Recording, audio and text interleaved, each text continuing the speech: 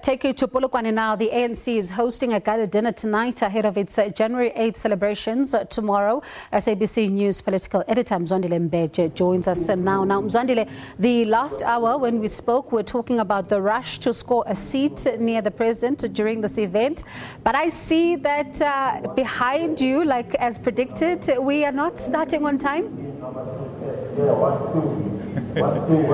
No, certainly, Bongiwe. But I can say we've started seeing people outside coming in drips and drabs, and of course they are not yet being seated, but there is some sort of activity, and of course even that noise behind does suggest that something is about to happen. But my estimate still, I would like to be wrong on this one. I see us starting perhaps right there at around 7, but of course I may always be disappointed. You know, people would always surprise you sometimes. And of course, as you've been saying, Bongiwe, we really expect the president of the ANC at this fundraising dinner to perhaps tease certain things that he will say at the January 8th statement.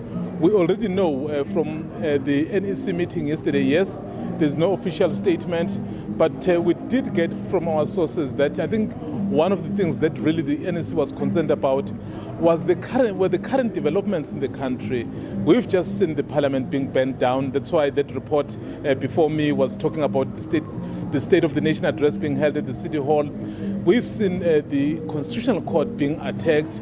And of course, the issues or the events of the July last year are likely to really feature prominently in the January 8th statement. Remember, the January 8th statement is supposed to set the tone of what is to happen. Yes, this is a party event, but this party is in government, so what it does informs what will go into government. And Mzwandile, you look back at the statement that we saw last year, talking about those 9 points. Sandile Swana saying that they scored nil.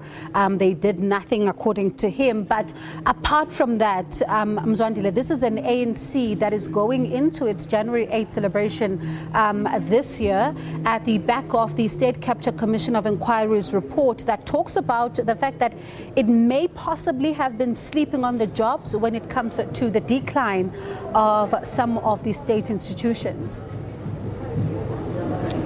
Oh yes, I mean even the ANC president, remember when he appeared before the Zondo Commission, did admit on a number of weaknesses that the party has been going through.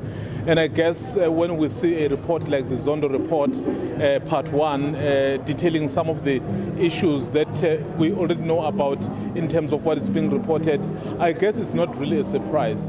So for me, the challenge, Bongiwe, is will the ANC really finally decide to reclaim itself? Will the ANC finally decide to refresh itself? Because I can tell you now, even if you were to take the speech that may have been done 3, 4, 5 years ago, it's really very similar to what's going to be happening tomorrow. I mean, we are still going to speak, and I'll tell you that I've heard that being said before. So the question really now is not so much about them talking, it's about them doing. And when you look at about the fact that it's about them doing, Mzwandile, one of the things that the president was talking about, which is something, as you say, we've been hearing over and over again, is how he wants to put an end to factional battles within the governing party. But just a day like this morning, we were expecting an event to host the suspended Secretary General of the ANC, which subsequently then had to be called off. And that branch was also saying that they saw nothing wrong in what they were doing, but this was also going against that resolution of the party. Surely, if you're still having to deal with such, it can only tell you about the battle that is going to be the hot contest going towards the conference at the end of the year. Oh yes, in fact, when he took over, I think the president of the ANC, I think one of the things really in his speech was that there had to be unity within his movement. The question really is, have they been able to achieve that?